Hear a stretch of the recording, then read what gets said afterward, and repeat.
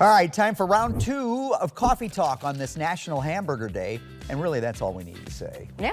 Yeah, and since we are celebrating the hamburger, we thought it deserved the day off, which got us thinking, if we don't grill the hamburger, what else could we grill? Of course, you got your hot dogs and your chicken and your steaks, but what about oysters, cobblers? Did you think of a cobbler on a grill? I don't think of Maybe cobblers. a gobbler, but not a cobbler. Fruit? Oh, I like pineapple. Yeah. Oh, you're fancy. Yeah, those over last here. 3 kind of threw us for a loop a little bit, but apparently the grill is such a great cooking tool that you can throw basically anything on it. Here are a few more ideas. Guacamole.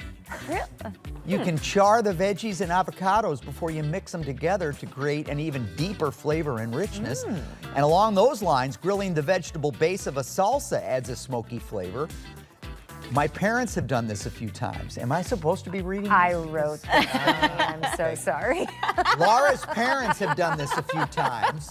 Pizza.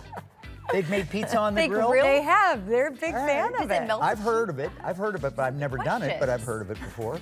Use fresh toppings for a delicious option. Mexican corn on the cob. Not politically correct, but delicious.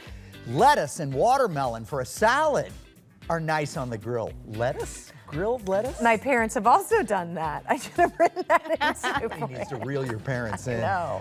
Back to the oysters. You can try them on the grill. You add a little garlic butter, sauce, and you'll get a slightly smoky bite with each. And the cobbler, you just put it in a cast iron pan and it can be made entirely on the grill. Of course, you could do s'mores and pan pies and pound cake, summer fruit, peaches, nectarines. Wow. You can do everything on the grill. Yeah. Yes. Who needs a stove? Right. Just fire up the grill. It's just nice that you don't have to heat up the kitchen. That's the beauty Yeah. of that, and the smoke and all that too. Yeah, but come next week when it's 95 degrees out too. Yeah. Okay, then you That's wouldn't have it. What can you do? So from giving hamburgers the day off on this National Hamburger Day to giving flip-flops the day off on National Flip-Flop Day. The flippy floppy is a summertime staple that some doctors wish you would completely do away with.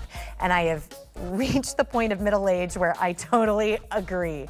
Really? Yes. In fact, orthopedic doctors say wearing them for long periods of time can be harmful because there's no arch support.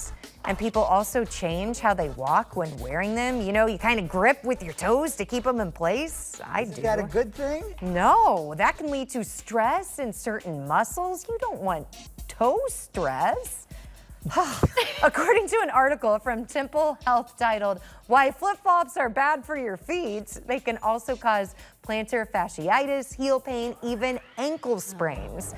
So you guys, the other day I was waiting for a pickup somewhere and I noticed this gal walking in flip-flops and I just kept thinking, there's no arch support in those. Don't her feet hurt? I mean, I love flip-flops, and I have the other kind that they're not flip-flops. They're like leather, and you put your feet in just like a shoe, but there's openings. Okay. But yeah, I would never wear flip-flops. Like if I was going to walk the dogs, I would never wear flip-flops Right. to walk the You dogs. don't wear them to go for a walk. Right, Just but run to if the I was store, going to the pool or like in the locker room, I wear them there. Yeah.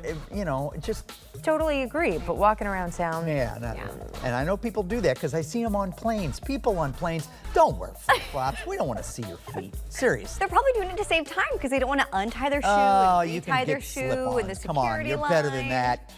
that. Okay.